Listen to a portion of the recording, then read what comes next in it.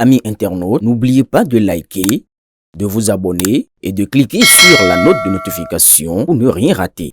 Rapatriés d'Allemagne, le cri de détresse des Béninois expulsés Manu Militari. Même en cas d'accord de rapatriement entre les deux pays, les conditions doivent être revues. Ils ont quitté le Bénin avec des rêves plein la tête. Comme des milliers de jeunes Africains, ils espéraient trouver en Europe une vie meilleure, un emploi stable et les moyens de soutenir leur famille restée au pays. Aujourd'hui, des Béninois résidant à Bayern en Allemagne sont de retour. Mais leur retour n'a rien d'un retour triomphal. C'est un retour marqué par les larmes, la douleur, la désillusion et l'incertitude. Récemment rapatriés d'Allemagne, plusieurs citoyens béninois ont décidé de sortir du silence. À travers une interpellation adressée aux autorités béninoises, ils racontent le calvaire qu'ils ont vécu avant leur expulsion et les difficultés auxquelles ils sont confrontés depuis leur arrivée au pays. Je cite, « Beaucoup pensent que lorsque nous étions en Europe, nous vivions dans le confort. La réalité est tout autre. Certains d'entre nous vivaient dans la peur permanente avec l'angoisse d'être arrêtés à tout moment.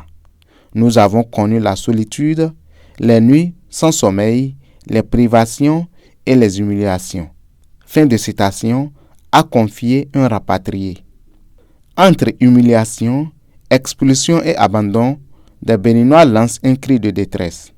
Selon eux, le moment de l'expulsion demeure une véritable douleur, un traumatisme difficile à effacer. Je cite, « Tout a commencé en novembre 2025 après un recensement de certification démarré en coopération avec les deux pays.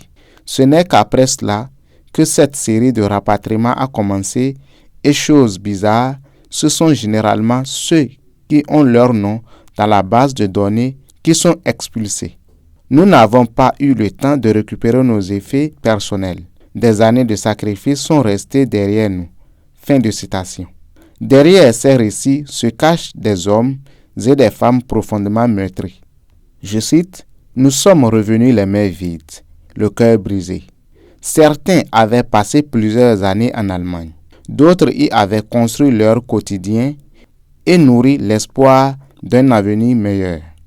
Aujourd'hui, ils disent avoir tout perdu. Je cite, « Quand l'avion a atterri à Cotonou, nous étions soulagés de retrouver notre terre natale. Mais très vite, nous avons compris que nous étions seuls. Nous sommes revenus sans ressources, sans emploi et parfois sans même savoir où passer la nuit. » Fin de citation, témoigne Salou, un des rapatriés. Depuis leur retour, la réalité est devenue particulièrement difficile. Plusieurs affirment vivre grâce à la solidarité de proches ou de quelques amis. D'autres peinent à trouver un emploi ou à lancer une activité génératrice de revenus. Je cite, « Nous avons quitté le pays il y a longtemps. Beaucoup de nos repères ont disparu. Certains parents qui nous soutenaient ne sont plus là. D'autres familles traversent elles-mêmes des difficultés. Nous essayons de survivre, mais chaque journée est un combat. » Fin de citation. Pour ces rapatriés, la souffrance n'est pas seulement matérielle. Elle est aussi morale et psychologique. Je cite, « Nous avons l'impression d'avoir échoué. Beaucoup de personnes pensent que nous revenons avec de l'argent. Quand elles découvrent notre situation, certaines nous regardent avec mépris. Pourtant, personne ne connaît vraiment ce que nous avons traversé. » Fin de citation. Des doléances à l'endroit des autorités béninoises. Face à cette situation, ils lancent un appel pressant au gouvernement béninois. Ils souhaitent la mise en place d'un mécanisme d'accueil et d'accompagnement des citoyens rapatriés, incluant des formations professionnelles, des programmes de réinsertion, un accompagnement psychologique et des facilités d'accès au financement pour les activités génératrices de revenus. Je cite, « Nous ne demandons pas la charité. Nous demandons une opportunité de nous relever. Nous voulons travailler, entreprendre et contribuer au développement de notre pays.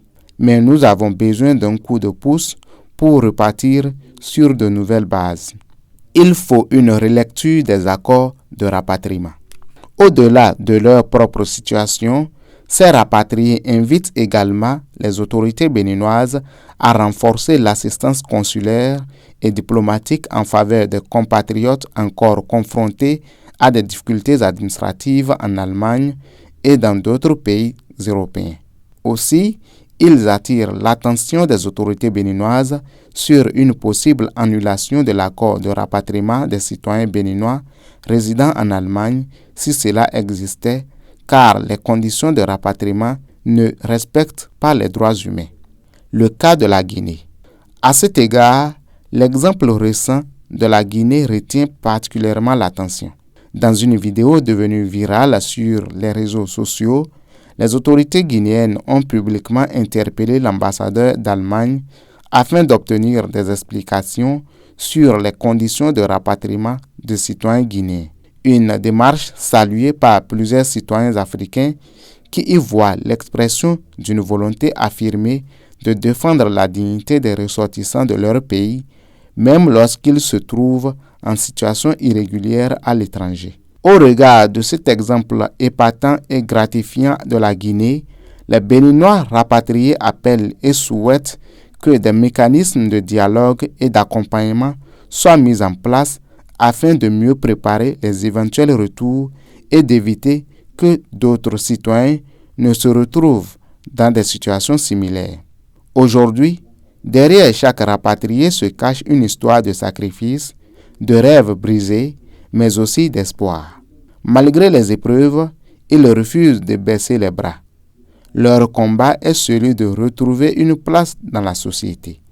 Leur appel est celui de citoyens qui, malgré tout, continuent de croire que leur pays ne les abandonnera pas. Je cite, « Ils sont partis avec des rêves, ils sont revenus avec des blessures.